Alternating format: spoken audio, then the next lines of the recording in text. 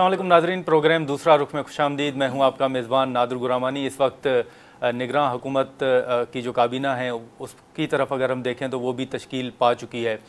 दूसरी अहम जो डेवलपमेंट है वो ये है कि इलेक्शन कमीशन ने हल्का बंदियों से मुतल्लिक जो तारीख़ है और जो शेड्यूल है वो भी जारी कर दिया है। अब कई सवालात उठाए जा रहे हैं जो इत्तेहादी हुकूमत थी उसके हवाले से भी, लेकिन साथ ही साथ जो कौमी असम्बली या पार्लिमान के अंदर जिस तरह बिल्स मंजूर हुए उस पर भी सवालात उठाए जा रहे हैं और मुस्लिम लीग नून हो या पीपल्स पार्टी हो उसको भी तनकीद का निशाना बनाया जा रहा है। आज हमारे साथ मौजूद हैं स्पीकर कौमी असम्बली राजा परवेज़ अशरफ साहब। हम उनसे बातचीत करेंगे। सर बहुत शुक्रिया, आपने टाइम निकाला। सर पहले तो मुख्तलिफ तनकीद हो रही है, वो सियासी होगी, हम उस तरफ नहीं आते। आप कस्टोडियन ऑफ दी हाउस हैं, असम्बली के हवाले से बहुत से सवालात उठाए जा रहे हैं कि आपने जाते जाते इत्तेहादी हुकूमत ने बहुत से बिल्स मंजूर किए जो लोगों ने पढ़े ही नहीं। ये तासुर आप समझते हैं कि दुरुस्त है? देखिए, मैं आपको बताऊं कि बिल जिस वक्त ले होता है उससे पहले एक प्रोसीजर है जी। अगर हुकूमत की तरफ से आता है बिल तो वो भी डिस्ट्रीब्यूट होता है लोगों में, लोगों के रेजिडेंसीज पर पहुंचाया जाता है और अक्सरियत तो पढ़कर आती है, कुछ लोग नहीं भी पढ़ते। और दूसरा जो प्राइवेट मेंबर डे होता है वो हर मेंबर का हक है कि वो कोई भी तरमीम या कोई बिल पेश कर सकता है। उसका प्रोसीजर हमारे असेंबली में ये है जो हमने ही वज़ा किया कि जो भी बिल आता है हम कंसर्न मिनिस्ट्री को भेज देते हैं, उनसे कमेंट्स मांग लेते हैं कि भाई ये समझते हैं कि वो उस अपनी मिनिस्ट्री के तनाजुर में इस प्राइवेट मेंबर के जो बिल आया है इसको आप किस नज़र से देखते हैं जी।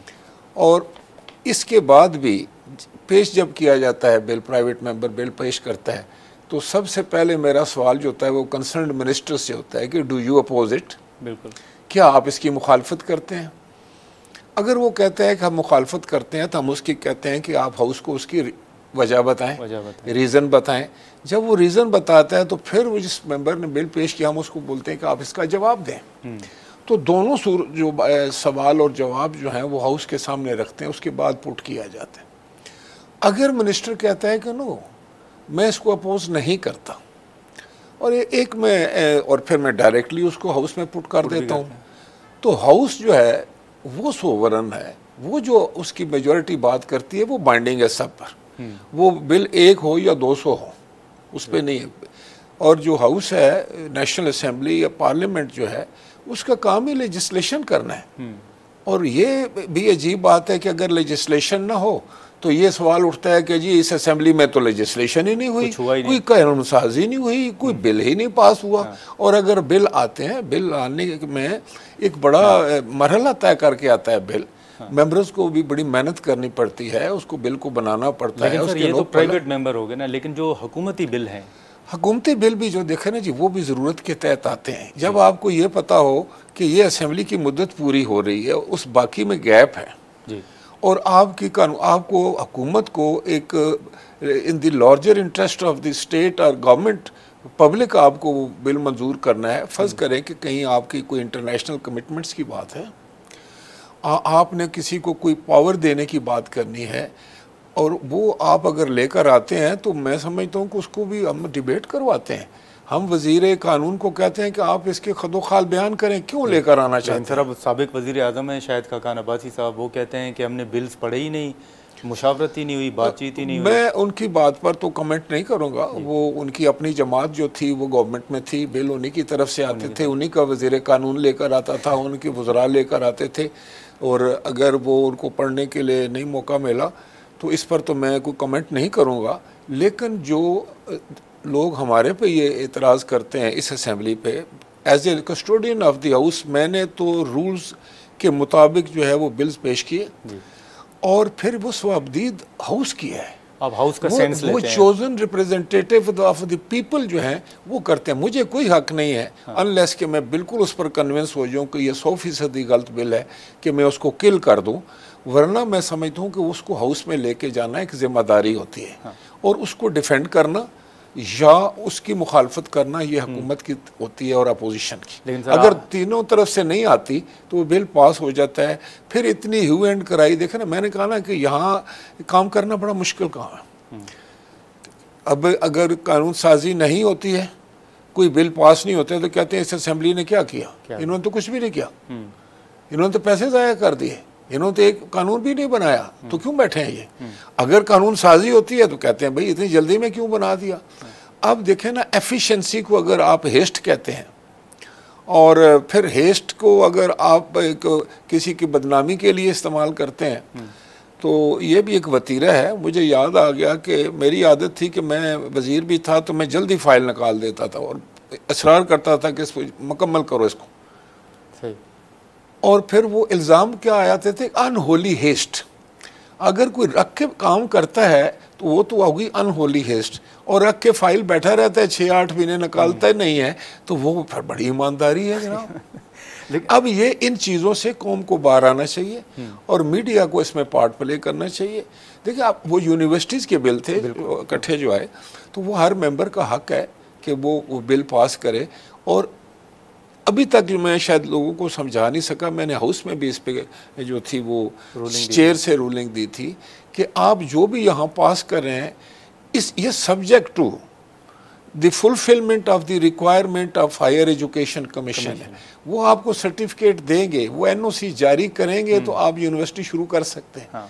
अगर आप नहीं जारी करेंगे तो आप नहीं कर सकते। लेकिन सर, आर्मी एक्ट बिल था, ऑफिशियल सीक्रेट एक्ट बिल था, जिस पर हमने देखा कि सेनेट में रज़ा रब्बानी साहब ने बड़े तहफ़्फ़ुज़ात का इजहार किया, खुद इत्तेहादी जमातों ने भी एतराज़ात उठाए। सर 1-2 मेंबर का एतराज़ हो गया तो बाकी जिन्होंने पास किया उनको आप क्या कहते हैं? सर बतौर स्पीकर आप समझते हैं कि उनमें कोई ऐसी शिक है जो कल आपके खिलाफ? देखिए अगर इस तरह तो फिर आपको कानून साजी नहीं कर सकेंगे। बिल्कुल। अगर फौज जो है वो अपने लिए कोई अमेंडमेंट करती है या कानून बनाती है तो वो हमारी फौज है ना। हाँ। अब हमने ये करना शुरू कर दिया है कि एक दूसरे को शक की निगाह से देखना शुरू कर दिया। कोई काम करो, अच्छा करो, बहुत अच्छा करो, एक्सीलेंट करो, लेकिन एक वतीरा सा बन गया है, हमारा एक मजाज बन गया है कि हम हर चीज़ में कीड़े निकालने की कोशिश करते हैं। कुछ ना मिले तो उसको साजिश करार दे देते हैं, उसको कहते हैं, और ये एक अच्छी बात नहीं है। आप देखें ना, एक मेंबर है उसको तफजात हो सकते हैं, उसकी अपनी राय हो सकती है, 2 मेंबरों की अपनी राय 10 की भी हो सकती है। हाँ। लेकिन जमहूरियत क्या कहती है, जिस तरफ मेजॉरिटी होगी उधर जाएगी ना जी। लेकिन स्पीकर साहब, आपको याद होगा कि माजी में पीका कानून बना था, वो फिर हमने देखा कि आपके खिलाफ भी इस्तेमाल हुआ, सहाफ़ियों के खिलाफ इस्तेमाल हुआ। मौजूदा असम्बली में बतौर स्पीकर आप समझते हैं कि कोई ऐसा कानून मंजूर हुआ है जो मुस्तकबिल में आपके खिलाफ, सियासतदानों के खिलाफ इस्तेमाल हो सकता है? देखिए मैं आपको बताऊँ, पहले तो ये बात है कि हमें यह सोचना चाहिए कि ये तो एक ऐसा है, जब कोई ऐसा अगर गलत इस्तेमाल होगा तो उसका मदावा भी तो है। लेकिन अगर आप एक दवाई बीमारी के लिए बनाते हैं, वो बाद में खुदकुशी के लिए अगर कोई इस्तेमाल कर लेता है या उसको जिस्म को तकलीफ़ देने के लिए, अगर हमने तो आराम के लिए बनाई है तो तकलीफ़ के लिए वो इस्तेमाल करता है, तो उसमें दवाई का कसूर तो नहीं है ना। वो तो आपने उस वक्त के मामलात को सामने रखकर कानून साजी करनी होती है जो आपकी रिक्वायरमेंट थी। तो ये हर इंडिविजुअल पे डिपेंड करता है। अब आप मिसाल के तौर पर देखें कि पिछली गवर्नमेंट ने भी बहुत सारी कानून साजी की और यहाँ तो बहस होती थी, यहाँ तो मेंबर वो तो बहस भी नहीं करने देते थे, वो तो हमें माइक भी नहीं देते थे, और वाकई वो भी गलत था। लेकिन अगर डिबेट हुई है, अगर डिस्कशन हुई है, मैंने हर मेंबर, आप देखा जॉइंट सेशन आपने देखा मेरा, मैंने कभी पीटीआई के मेंबरों को डिनाई किया, सबको बुलवाया। और मैं आप देखें कि वो जितने भी इनके अली साहब आए, उनके बैरिस्टर अली ज़फ़र साहब आए, उनको दिया, और मैंने जान के दिया कि वो एक लॉ नोइंग आदमी है, वो इस पर उनकी इनपुट आनी चाहिए। इसी तरीके से मैं समझता हूँ कि जितने उनके मेंबरान थे उनको दिया, उनके जो लीडर ऑफ पार्लिमानी लीडर थे उनको पूरा वक्त दिया, घंटे से ज़्यादा वो बोले। हमने तो किसी को डिनाई, मैं एक जमहूरी आदमी हूँ, मैंने जमहूरी अंदाज से उसको चलाने की कोशिश की है। लेकिन ये जो खदशात है ना जी कि ये कानून साजी होगी है तो इसका पता नहीं। हाँ, ये है कि हमारे यहाँ कानून साजी पर अमल अच्छी तरह से होना चाहिए, मैनुअल होना चाहिए, उसकी स्पिरिट उसकी रूह के मुताबिक होना चाहिए। और अगर ये है तो बहुत अच्छी बात है। हमारे में लेजिस्लेशन की कमी नहीं है, कानून साजी तो हमने बहुत कर, अमल दरामद का मामला है, अमल दरामद का मामला है, उस मशीन को हमें एक्टिव करना है।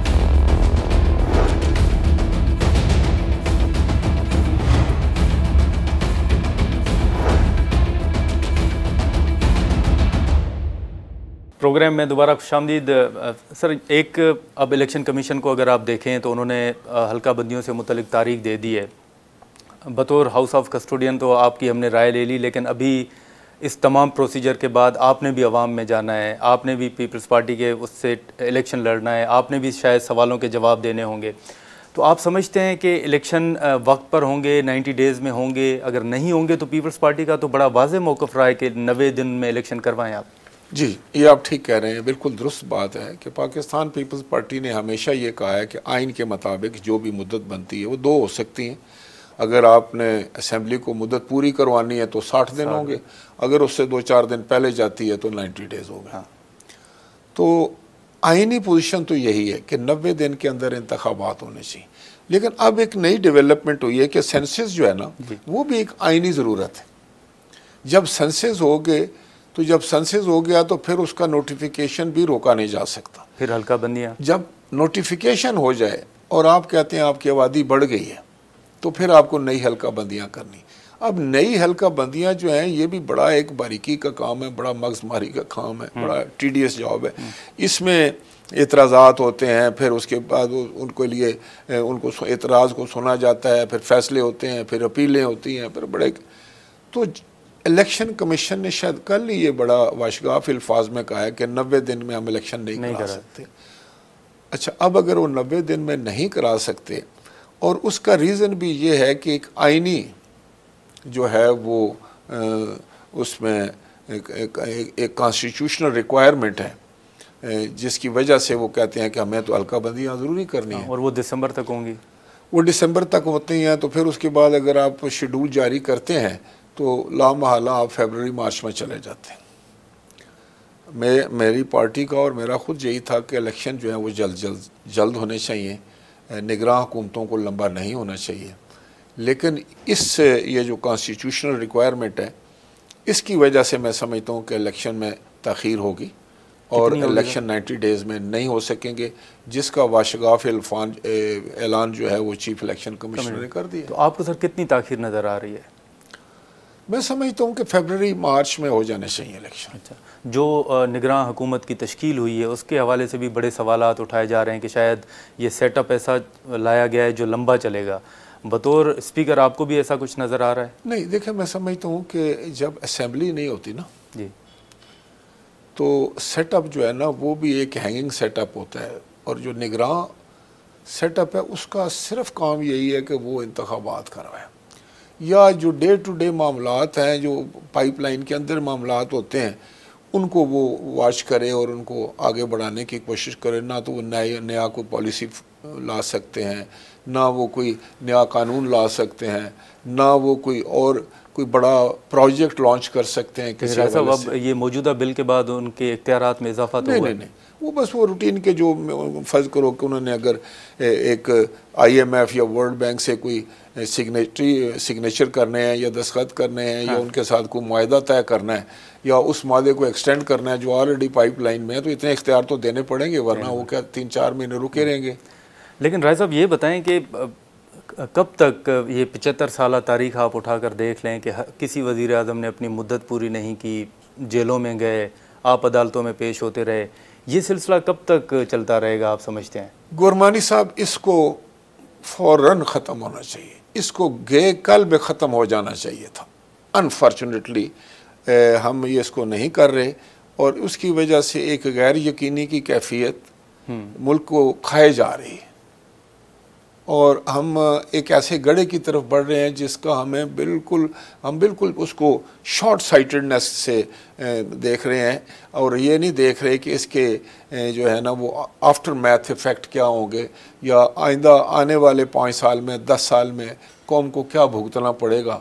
आज जो कुछ भी मामलात है ना, खाए वो महंगाई है, खाए वो बेरोज़गारी है, उसकी बुनियादी वजह यह है कि गैर मुस्तहकम हुकूमतें, गैर यकीनी की सूरत हाल, और जो मैं समझता हूँ कि पार्लियामान को भी अपना फ़र्ज़ जो है वो बड़ा खुश उसलूबी से तय करना चाहिए। पार्टीज़ को टिकट देते वक्त ये ज़ाहिर रखना चाहिए कि ये जो नुमाइंदा है ये पार्लियामान में जाकर अपना किरदार अदा कर सके, उसको इतनी सूझबूझ हो सके कि वो एक अच्छा पार्लियामेंटेरियन साबित हो सके, कंट्रीब्यूट कर सके वो पार्लियामान में। साबिक रुकन है बतौर स्पीकर, आप समझते हैं कि चेयरमैन PTI अगर जेल में है तो साबिक वज़ीर आज़म को जेल में रखना दुरुस्त है? ये रिवायत ख़त्म होनी चाहिए? बस मैं समझता हूँ कि वो किसी ने कहा ना, what goes around comes around. अब ये मामला खत्म, किसी ने तो करना था ना। मुझे इस बात का हमेशा ये दुख है। मैं समझता हूँ कि इमरान खान साहब के पास एक मौका आ गया था कि जब असेंबली में खड़े होकर अपोजिशन लीडर ने भी और जनाब मोहतरम आसिफ अली जरदारी साहब ने भी और जनाब बिलावल भुट्टो जरदारी साहब ने भी उनको कहा था कि हम आपके साथ हैं और आप चलें, अब आप वज़ीर। उनको चाहिए था कि वो उस लम्हे को ना सीज कर लेते। उस लम्हे पे फौरी तौर पर उनका रिएक्शन बहुत खूबसूरत आना चाहिए था एज ए सियासतदान, और वो कहते कि बिल्कुल हम इकट्ठे हैं, आज ही हम इकट्ठे बैठेंगे और हम इस मुल्क के जो भी मामलात हैं अभी मुशावरत से चलाएंगे, आपकी इनपुट की मुझे ज़रूरत होगी, इज़्ज़त और एहतराम की ज़रूरत। उसी वक्त मुल्क आसमान पर पहुँच जाता। ऐसा वो तो कहते हैं हम आना चाह रहे थे, आपने आने नहीं दिया उन्होंने असेंबली में। वो कब आना चाह रहे थे, क्यों आना चाह रहे थे, वो एक और बहस है ना। ये लफ्ज़ों की जंग से अब बाहर निकले, अब हकीकत पसंदी साफ सुथरी सीधी बात करें। अब ये जो है ना जी कि मैं हर बात की तावील तो है, हर बात का बहाना तो है, ये तो वही बहाने हैं कि जिनका कोई एंड नहीं है। मैं समझता हूँ कि अब वक्त आ गया है कि दो टोक बात हो, सीधी बात हो। जो अब ये जो है ना जी कि मैं ये करना चाहता था, तोहमत दूसरे पे लगा देनी, दूसरे में गलतियाँ निकाल लेनी, खुद को पाक साफ करार देना। अब इस चक्कर से जब तक हम बाहर नहीं निकलते, ये 150-200 बंदा जो है मुल्क में जो मैटर करता है, उनको बैठकर मैं समझता हूँ कि पहले तो ये जो निज़ाम है ना, अपने जो उनकी गुफ्तगू है, जो उनका तरीक़ाकार है या जो उनकी ये अंदाज़ है, इसको बदलें। अब ये रवैया चेंज करें। फिर उसके बाद आप असेंबली में आते हैं तो आपका क्या रवैया होता है। आपने ज़रूर आप बेहतरीन चीज़ को भी आकर ये कहें कि क्योंकि मैं अपोजिशन में हूँ, ये गलत है। अगर कोई वज़ीर आज़म साहब अच्छी बात करते हैं, मुल्क के फ़ायदे में करते हैं, तो अपोजिशन को बिल्कुल डट कर कहना चाहिए कि आप बहुत अच्छी बात कर रहे हैं, हम आपके साथ हैं। तो बतौर स्पीकर आप समझते हैं कि किसी सियासी जमात पर पाबंदी लगनी चाहिए, या जैसे तहरीक इंसाफ एक तासुर दे रही है? पाबंदी के तो किसी जमात पर नहीं लगनी चाहिए। सियासत का मुकाबला सियासत से होना चाहिए। लेकिन मैं ये भी बता दूँ कि जो इस मुल्क में 9 मई को हुआ है, उसके भी आप मुतम्मल नहीं है। फिर मैं समझता हूँ कि आप मुल्क के बखी उधेड़ कर रख देंगे, आप इस मुल्क को तबाह करने पर तुल जाएंगे। ये क्या तरीका है?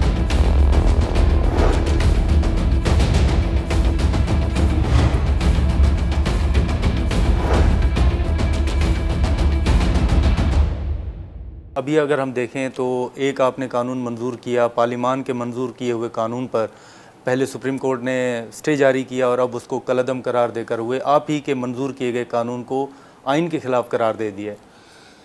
देखिए, सुप्रीम कोर्ट को इसका इख्तियार है कि अगर वो साबित कर दें कि ये कानून जो पास किया है पार्लिमान ने, वो किसी तौर पर भी आईन पाकिस्तान से मुसादम है, तो उसको कलअदम करार दिया जा सकता है। ठीक है। लेकिन मैं समझता हूँ कि अगर इस बुनियाद पर हो तो फिर तो मैं समझता हूँ इसमें कोई मज़ायका नहीं है और ये बिल्कुल एक इख्तियार का मामला है और एक अच्छी बात है कि एक फ़ोरम उसके बाद भी उसको चेक कर ले। लेकिन उसके अलावा जो हमारा एक कई दफ़ा निज़ाम वज़ा हो जाता है, हम लोग अपने अपने दायरा कार को वो अपनी बना लेते हैं, अना का मसला बना लेते हैं कि अगर ये होगा तो फिर मैं ये कर दूँगा, वो होगा। ये नहीं होना चाहिए। पार्लिमान सुप्रीम रखना चाहिए पार्लिमान को। जिस मुल्क की पार्लिमान सुप्रीम नहीं होती, उसका कोई इदारा फिर बाइज़्ज़त और बासे तकरीम नहीं रहता। आप समझते हैं ये अन्ना का मसला था इस बिल में? नहीं, मैं नहीं समझता। मैं इस पे कोई कमेंट भी नहीं करना चाहूँगा एज ए स्पीकर। मैं समझता हूँ कि इस पे बड़ा एहतियात से बात भी करनी चाहिए। सुप्रीम कोर्ट जो है वो उससे कोई किसी को लाख इख्तलाफ हों, लेकिन वो हमारे मुल्क की आला अदलिया है, उसका तकद्दुस और उसकी इज़्ज़त और वक़ार का ख्याल रखना भी हर एक का फ़र्ज़ है। लेकिन सर उसमें शहबाज शरीफ साहब ने कहा कि शायद सुप्रीम कोर्ट इंतज़ार कर रही थी हुकूमत के जाने का और जैसे ही हुकूमत गई उन्होंने फ़ैसला सुना दिया। लेकिन आप अभी भी बतौर स्पीकर मौजूद हैं पार्लिमान के अंदर, तो बतौर स्पीकर आप कोई दरख्वास्त देंगे, कोई इस हवाले से रूलिंग या रिटन में कुछ लिखेंगे? नहीं, मैं समझता हूँ कि मैं समझता हूँ कि अच्छा तो ये होगा कि हम बहुत सारे मामलात को आइंदा आने वाली मुंतखब असम्बली पे छोड़ दें।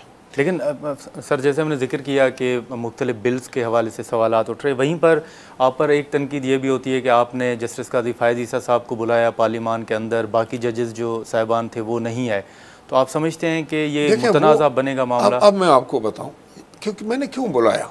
जी, वो हम आईने पाकिस्तान की गोल्डन जुबली मना रहे थे, आपको पता है। बिल्कुल।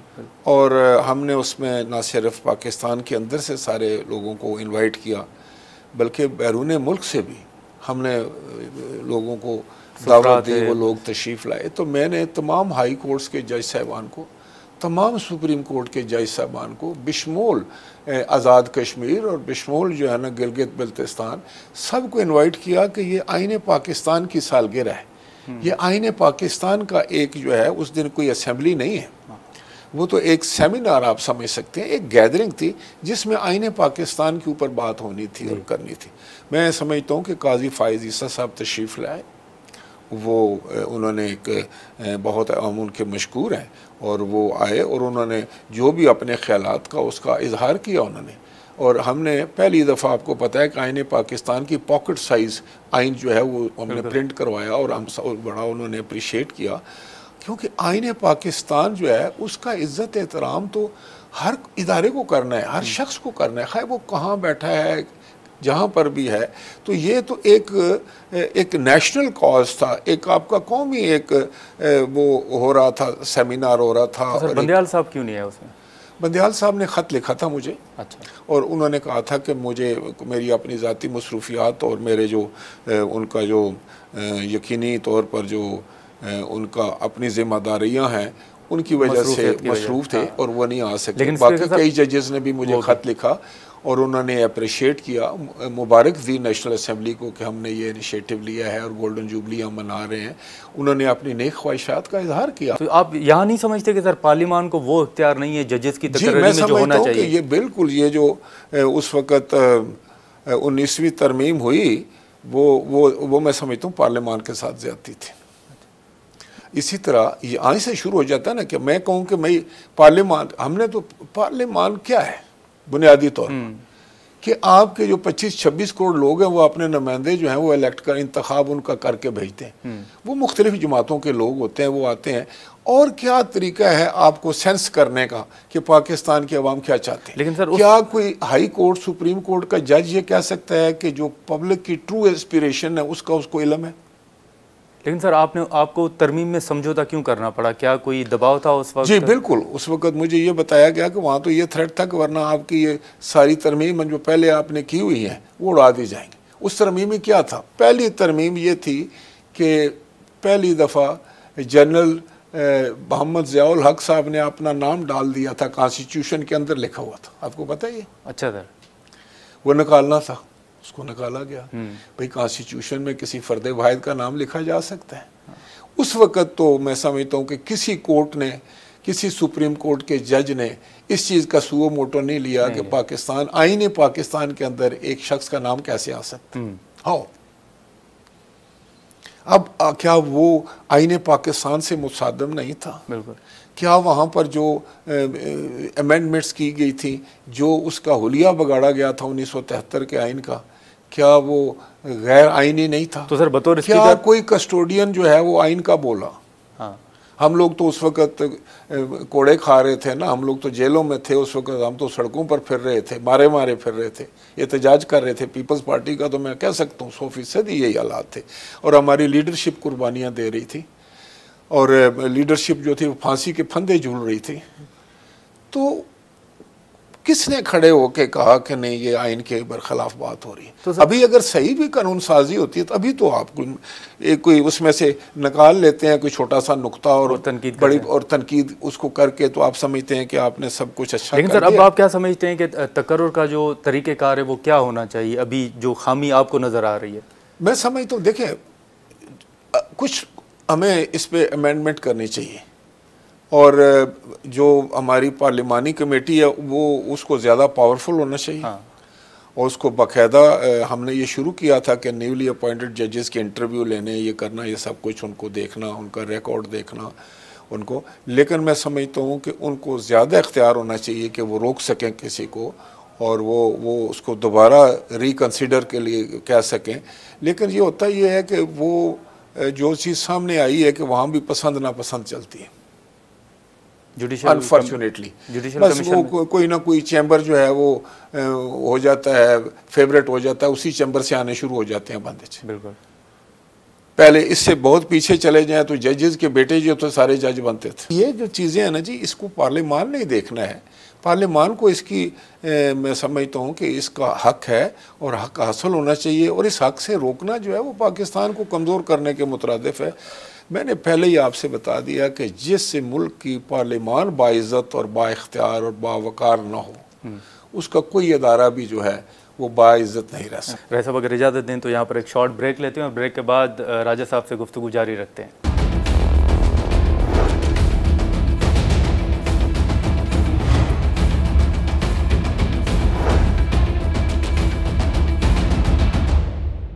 बिलावल साहब ने असम्बली में फ्लोर ऑफ द हाउस कहा कि 16 माह में हम वो फैसले नहीं कर सके जो हमें करने चाहिए थे। बिल्कुल, बतौर स्पीकर आप भी समझते हैं कि बहुत से फैसले नहीं हुए? बिल्कुल, मैं समझता हूँ वो तो गवर्नमेंट की बात कर रहे थे ना जी, स्पीकर की बात तो नहीं कर रहे थे ना, हाउस की कर रहे थे। तो गवर्नमेंट में यकीनी तौर पर इम्प्रूवमेंट की गुंजाइश होती है। मैं समझता हूँ उन्होंने बड़ी मेहनत की, उन्होंने बड़ी भाग दौड़ की, खारजा पॉलिसी को आगे बढ़ा कर ले गए, और वज़ीर आज़म साहब ने भी उनका एतराफ़ किया इस बात का, उनकी कामयाबियों का। लेकिन सबसे बढ़कर जो मैं क्रेडिट देता हूँ ना, वो ये है कि 13 मुख्तलिफ़ुल ख़याल जमातों ने 15-16 महीने जो है वो हुकूमत को चलाया, और मैं समझता हूँ हुकूमत को जो संभाला दिया, जो मईशत को संभाला दिया, जो भाग दौड़ की, वो काबिल कदर है, कोई माने या ना माने। मैं एक पॉलिटिकल वर्कर होने के नाते कह रहा हूँ। और दूसरी बात, लेकिन सर आप जिस असेंबली के कस्टोडियन हैं, उसी हवाले से कहा जाता है कि वहाँ तो जो अपोजिशन लीडर हैं वो आइंदा इलेक्शन में नून लीग के टिकट पे इलेक्शन लड़ेंगे, फिर जो वहाँ पे दीगर मतलब अपोजिशन जो वो फ्रेंडली अपोजिशन रही। बतौर स्पीकर आपको भी ये लगा कि जो अपोजिशन है वो बड़ी फ्रेंडली अपोजिशन थी? मैं समझता हूँ कि कोई वो बिल्कुल वो अपोजिशन जो थी वो एक उनसे टूट कर आए थे। लेकिन एक बात मैं आपको बात बताऊँ कि ये फर्स्ट टाइम हुआ कि जो प्राइम मिनिस्टर आउस्ट हुआ तो he was voted out. Prime minister had to leave. देखें, और यहाँ एक गलती कर गए ना, जो उनको बाद में रियलाइज हुआ, वो बैठते अपोजिशन में जी, वो अपोजिशन में बैठते, वो कंट्रीब्यूट करते वहाँ पर। अब उन्होंने क्या किया, उन्होंने कहा कि चलो मैं नहीं तो कोई भी नहीं, चलो घर चलते हैं। चले गए। और मैंने फिर जब उनको ख़त लिख कर कहा कि आप आए मेरे साथ, तो उन्होंने कहा कि कोई शख्स स्पीकर को मिलने नहीं जाएगा। फिर 6 महीने के बाद उनको रियलाइज़ हुआ कि ये तो काम हमने गलत किया। फिर उन्होंने लाइन लगा दी कि नहीं जी, किसी तरीके से हम आना चाहते हैं। सर वो तो कहते हैं कि उनके खिलाफ साजिश थी, बाजवा साहब ने आपको सपोर्ट किया, इसी वजह से वो तहरीक आई, तहरीक अदम एतमाद। मैं समझता हूँ कि अब ये तो बच्चों की बातें हैं ना, बाजवा साहब का नाम ले लें या किसी और जनरल का ले लें, ये तो अच्छी बात नहीं है। मैंने तो ये भी कहते हुए सुना है उनको कि वो तो ये कहा करते थे कि मैं और बाजवा साहब एक पेज पर। हाँ बिल्कुल करते थे, उनसे बड़ा में तकरीर करते थे, उनसे बड़ा डेमोक्रेटिक बंदा मैंने नहीं देखा, वो कहते थे। अब अगर वही शख्स दूसरी बात करता है, क्यों करता है, किस लिए करता है, तो मैं तो उनको नहीं कहूँगा, क्योंकि वो ज़ाहिर है एक इस मुल्क का लीडर तो है, उनकी फॉलोइंग भी है और उनको हक है वो जो बात करें। मैं तो उनको कुछ सजेस्ट नहीं कर सकता, लेकिन मुल्क की खातिर मैं इतनी गुजारिश ज़रूर सबसे कर सकता हूँ कि इस वक्त ज़ातियात को ज़रा साइड पे रखें, मुल्क पे मुश्किल वक्त है। लेकिन सर आप इस बात से इत्तफाक करते हैं कि अपोजिशन लीडर साहब फ्रेंडली अपोजिशन लीडर थे? अपोजिशन लीडर तकरीर तो आगे करते थे, तनकीद भी करते थे, लेकिन मैं समझता हूँ कि अगर इमरान खान मौजूद होते असम्बली में और वो असम्बली का बाइकआउट न करते तो बेहतर अपोजिशन होती। ये उन्होंने असम्बली के साथ मैं समझता हूँ ज़्यादती की, जमहूरियत के साथ, खुद के साथ भी ज़्यादती, खुद के साथ भी की। इसीलिए मैं कहता हूँ ना कि जब लीडर कोई एक गलत एक्शन ले लेता है, जज्बात में आकर लेता है, अपनी अना की बात करता है, अपनी ज़िद पर अड़ जाता है, तो वो तो तबाही फैला देता है। देखिए मैं आपको एक बताना चाहता हूँ, जो सियासी कायद होता है ना जी, उसमें 3 चीज़ें बिल्कुल नहीं होती। एक तो उसमें अना नहीं होती, दूसरा उसमें खौफ नहीं होता, तीसरा वो शख्स जो है ना उसके निगाह में सिर्फ एक होता है, वो होता है कि मेरे मुल्क के लिए क्या ठीक है और गलत है। अल्लाह करे ऐसा कोई निज़ाम वज़ा हो जाए। सर आखिरी सवाल कि अख्तर मेंगल साहब ने कहा कि जो बाजवा साहब को एक्सटेंशन दी गई, उन्होंने उसके बदले में 150 अफराद जो हैं वो रिहा करवाए। हमने देखा कि जैसे खान साहब चले गए तो उसके बाद उन्होंने एतराज़ात की, ये बातें बताई कि ये फैसले बाजवा साहब, फैज़ साहब करते थे। आपने भी उसमें वोट दिया, बाजवा साहब को एक्सटेंशन दी, हालांकि आपका बड़ा वाज़ेह मौक़िफ़ रहा है कि इदारे अपने हदूद के अंदर रहें, एक्सटेंशन नहीं होनी चाहिए। आप भी समझते हैं कि वो गलती थी? देखिए, मैं आपको बताऊं कि जो एक्सटेंशन के फ़ैसले होते हैं ना, वो उस वक्त के मारूजी हालात को दे। हमने एक्सटेंशन पाकिस्तान पीपल्स पार्टी ने जनरल कियानी साहब को भी दी थी और उनको भी 2 टर्म्स दी थी। इसी तरह से वो जनरल पाशा को भी एक्सटेंशन दी गई थी as head of the ISI। तो उस वक़्त के मारूजी हालात को सामने रखें। देखें, हमारे इर्द गिर्द जो कुछ हो रहा है, हम जिस अंदाज से हमारे ऊपर ऑनस्लॉट होती है, कभी हाइब्रिड वार होती है, कभी ये हो जाता है, तो ये जो हम जिस काम शिकार हैं उसको उस वक़्त सामने रख कर फैसले किए जाते हैं। लेकिन अब जो आपने इनका मैंगल साहब, अख्तर जान मैंगल साहब का मुझे बहुत एहतराम है, वो बड़े सीजनड आदमी हैं। मैं समझता हूँ कि ये भी एक दफ़ा इसको भी, इस पे भी कोई ट्रूथ एंड रिकन्सिलेशन की बात होनी चाहिए कि ये भी देखना पड़ेगा गुरमानी साहब कि अगर हम कहते हैं कि लोग अगवा होते हैं, गायब होते हैं, लापता होते हैं, तो इसको फिर ये भी देखना पड़ेगा कि क्यों होते हैं, वो क्या करते हैं स्टेट के ख़िलाफ़, वो क्या पाकिस्तान के ख़िलाफ़ कोई बात करते हैं जिसकी वजह से मजबूरन उनको उठाना पड़ता है। ये इस चीज़ें देखें ना, अगर तो कोई ऐसी बात है तो फिर हमें उस लिहाज से कोई कानून साजी कर लेनी चाहिए। तो वो सर वज़ीर इंसानी हुकूक थे रियाज पीरज़ादा साहब, उन्होंने कहा था कि बहुत से लोग ऐसे हैं जो बैरून मुल्क के हाथों में इस्तेमाल होते हैं। यही मैं आपको बता रहा हूँ कि हमारे साथ हम जिन हालात का शिकार हैं, जो हमारे ऊपर एक हाइब्रिड वॉर का अटैक हो चुका है, जिसको हम फेस कर रहे हैं, हमारी बहादुर फ़ौज उसके लिए कुर्बानियाँ दे रही है, रोज़ हमारे लोग शहीद हो रहे हैं। आप क्या कहते हैं, ये तो बड़ी बहादुर कौम है। किसी मुल्क में अगर 4 कैजुअल्टीज़ हो जाएं तो वहाँ वो तो सोग मच जाता है। तो यहाँ हमारे बच्चे रोज़ कुर्बानियाँ दे रहे हैं, रोज़ उन पर हमले होते हैं, रोज़ वो हमारी खातर जो है अपनी जाने को मेरे आए, हमारे कब्रिस्तानों में आए, पोठवार में आप देखें कौन से कब्रिस्तान है, वहाँ कितने पाकिस्तान के झंडे लगे होते हैं, वो भी तो हमारे ही बच्चे हैं ना। तो स्पीकर साहब, आप भी समझते हैं कि बहुत से लोग इस्तेमाल होते हैं, पैसों की बिल्कुल होते हैं, और मैं समझता हूँ कि ये अब उसको बात को दबा के रखा जाता है, और ये कलभूषण कहाँ से आ गया था, क्या वो कर रहा था, क्या बेच रहा था, क्या वो वहाँ पर कोई यहाँ सुरमा बेचने आया था, क्या करने आया था जी। तो हमारे साथ तो भाई बहुत बड़ा एक मैंने आपको बताया था कि एक भयानक किस्म का ये जो है ना हर तरफ से अटैक हो रहा है। उसमें इकॉनमी को वो चाहते हैं कि इनकी बिल्कुल जो है हम उसको ज़मीन बोझ कर दें। वो चाहते हैं कि इनका फॉरेन जो इनकी रिलेशंस हैं वो ख़त्म कर दें। वो चाहते हैं कि इनको आपस में एक दूसरे से लड़ा दें। वो कहते हैं यहाँ फसादात के उभर कर सामने आ जाएं। वो चाहते हैं हमारा इंटरनेशनली फेस ख़राब कर दें। अब ये जो वाक़या हुआ है जड़ांवाला में, इससे हमारा इंटरनेशनल फेस ख़राब होता है। मैं नहीं समझता, मैं इस पे भी समझता हूँ कि इसको बिल्कुल इसकी तहकीक होनी चाहिए, और आप देखेंगे कि इसके पीछे कोई और निकलेगा। ठीक है, ये पाकिस्तान के साथ ज़्यादतियाँ हैं, और मैं आपसे ये गुजारिश करूँगा मीडिया से कि आपको मैं समझता हूँ कि पाकिस्तान के सॉफ्टवेयर मैसेजेस जो हैं, अच्छा चेहरा जो है वो जो है अब दुनिया को दिखाना चाहिए। बहुत शुक्रिया सर। राजा परवेज़ अशरफ साहब की गुफ्तगू आपने सुनी। अब देखें कि आने वाले दिनों में इलेक्शन हो या हुकूमती फ़ैसले, उस हवाले से क्या डेवलपमेंट सामने आती है। आज के प्रोग्राम में इतना ही, हमें दें इजाज़त। अल्लाह हाफ़िज़।